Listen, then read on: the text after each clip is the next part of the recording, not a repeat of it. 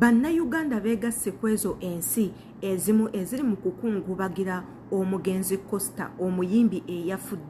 eyafiiridde mu ggwanga lya South Africa kubeera abadde mu South Africa oyo nno yafudde wabula Abannayuganda nabo bavuddeyo ne beeyunga kwabo abali mu kukungubaga. Ensi endala nnyingi nnyo nazo ziri mu kukungubaga naddala ensi eza Africa omuli Nigeria, omuli Kenya, omuli Tanzania, South Africa yennyini teekako ne Uganda nazo ziri mu kukungubaga wabula nga n'ensi endala ez'ebweru nazo era ziraga nti teziri contented n'okufa kw'ono omwana omulenzi omuto. Agayo ono afudde abadde n'emyaka 27 gyokka abadde mwana muto era nga yakamala okusayininga deal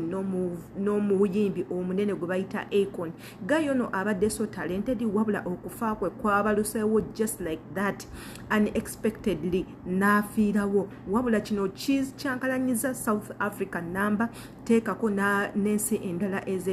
ezeetooloddawo era nga babuuza omuyimbi ono yafudde ki. Abantu abaleze nnyo okulumwa naddala ensi ze bali mu kwogerako right now abantu abasinze Bannayuganda nga Shiba yavuddeyo n'alaga atya bwawulira ba Wininwaji, Sheila Gashumba, ba Eddie Kenzo bonna teekako ne TV stations zaffe ennene mu ggwanga lyaffe Uganda nazo bambi zaabadde nga ziteekayo zi posters eziraga nti nno ensi efiiriddwa omuyimbi omunene another soldier falling down bambi muvubuka ono yafudde. Family ye katugi yagalize okubanga eyita mu bulumi buneeno mpola mpola era nga tugisaasira naffe tuli mu kulumwa. Omulenzi gwenjogerako ngenda kubanga embatera waawo ebifaananyi bye mubirabeko nammwe mumujjukire eri mmwe namwena ababadde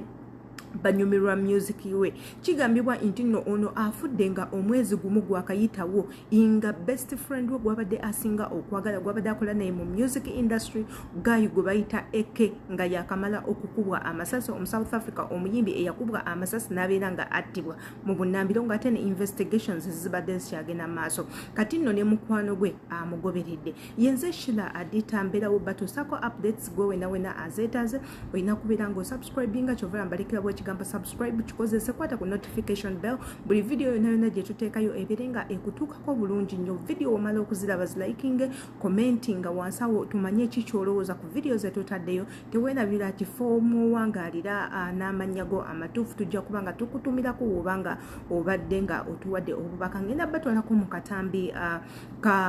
okw'omugenzi gwe tuli mu kwogerako essaawa zinene mulabe biki ebibadde mu bulamu bwe n'enfa gye yafuddemu ate era tukomewo tubeere nga twongerezaako katugendeko mu katambi.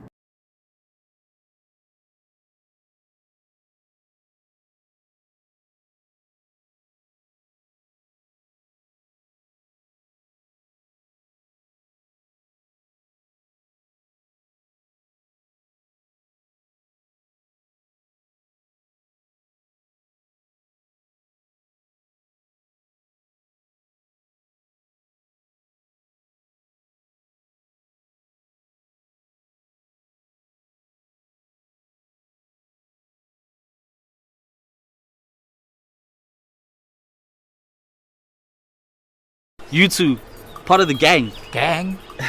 I tell you what, why don't you guys get out of here before it's too late?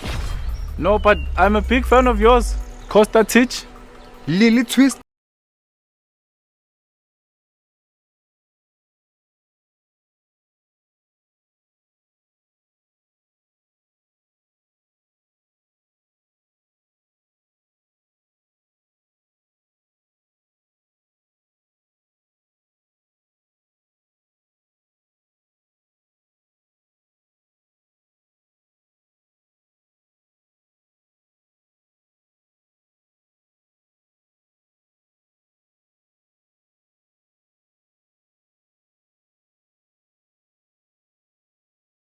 Bwati omuganda waffe Costa bwe yavudde mu bulamu bw'ensi kigambibwa nti yafudde after nga amaze okorapsinga ng'ali ku stage. Fena tulaba nti nno yabadde ayimba energy yabadde mungi nnyo bambi ng'ayimba ng'era bw'atera okukikola. Munnange all of the suddenly n'atandika okubanga agwa mu mpola amaanyi n'agwa omulundi ogusooka n'ayimukawo n'agwa ogwokubiri gwe yagudde teyasituseewo era nga katambi kalagira ddala yabadde asambagala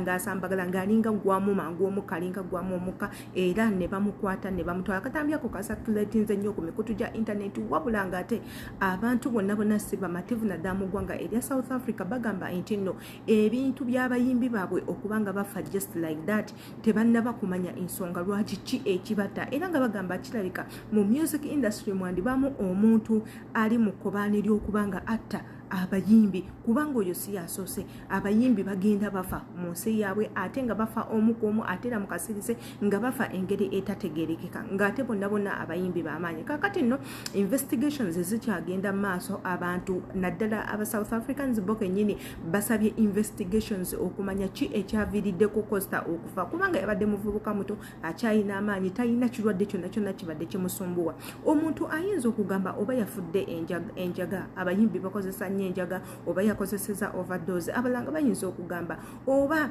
ebitaala ebyabadde awo n'ebikakka obwedda bye bafuira bye byamuleetedde okubanga azirika. Abalanga bayinza okugamba oba bukoowu kubanga nakyo kisoboka wabula ekituufu abantu tebannaba kubanga bakimanya era nga okwekalakasa kukyagenda mu maaso mu nsi ya South Africa baagala kumanya ki ekyaviiriddeko omuyimbi waabwe okubanga afa wabula ng'ate bazadde bono omugezi bo tebannavaayo kwogerako kigambo yadde n'ekimu nti oba yabadde wano oba yabadde ayina ekirwadde kino oba kino kyabadde kimusumbwa oba bwekiti bo bakyasirise kubanga nabo bali mu kikangabwa. Wabula ate waneeno waliwo pasita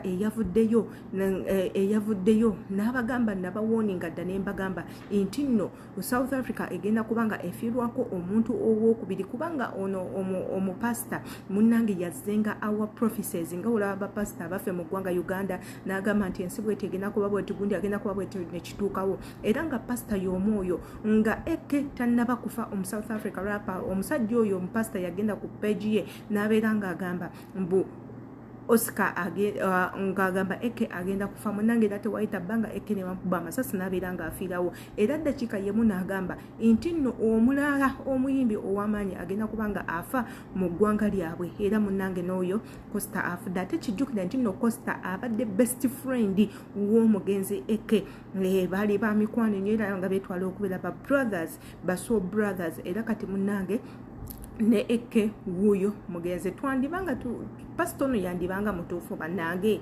nti ebintu byayogerako bibeera bituufu oba bonga bo bayina ebintu byabwe bye bakola ngera bwomanya abayimbi ebintu byabwe bye bakola nga bye bibatugumbula ngera ensi endala wabula ng'ate tugenda kweyongerayo n'akatambi ka Muna256 avuddeyo n'alangira pulezidenti w'eggwanga lyaffe erya Uganda n'amugamba bannange mutuswaziza nnyo mutuleke tubeerewo lwaki mutugaana okubeera ekyo kye tulina okubeera nga bwe ngenda obaterayo akatambi ka Muna ng'ali mu kwekalakaasa ng'agamba Museveni jangu twogere naawe twagala kwogera naawe mutuleke ife tuli ebisiyaga tetugenda kuswala ku kike tuli ebisiyaga tugenda kubirya jangu twogereko naffe otukkiriza otuwe olukusa otuwe ebbeetu naffe oku exercisinga ki ekyo kye tuli munda. Akatambi ka Muna256 ngenda kubanga nkabateerawo nako mukeerabireko bulungi nnyo ate era tukomewo tubeere nga tufundikira vidiyo eno gwe twekuumireko osubscribinge olikinge okomentinge ate era teweerabira kukwata ku notification bell bw'oba omaze okusubscribinga. Katugendeko mu katambi ka Muna6 katono nnyo ate era tubeere nga tukomawo.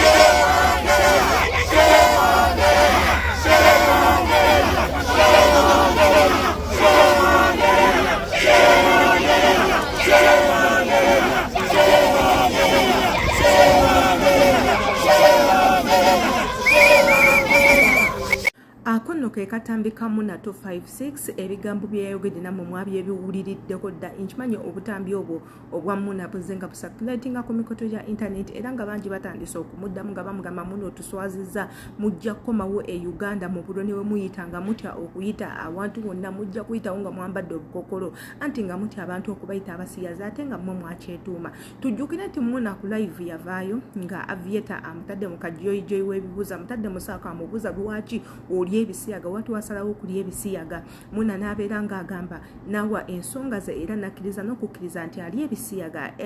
ekikakasa nti nno ebisiyaga ye yabiyingira abyagala tewali muntu yenna agenda kubeera ng'abijjayo abimugjamu so keko akatambi ke kawadde nze nga adita ebisiyaga sibiwagira oli mwana muto oli mwana wa buwala okyalina chance okufuna abasajja bonna be weetaaga n'ofuna ebyo byonna bye weetaaga so ndowooza nze ebisiyaga is not the way forward osobola okubeera obulungi ne woba toyingidde ebisiyaga njagala mmanye ekikyolowooza ng'okomentinga ku vidiyo eno mmanye ekikyolowooza ate era otwekumireko subscribinga likinga commentinga tukwata ku kadde ate era see you in my next video imbagala nnyo mukama abakuume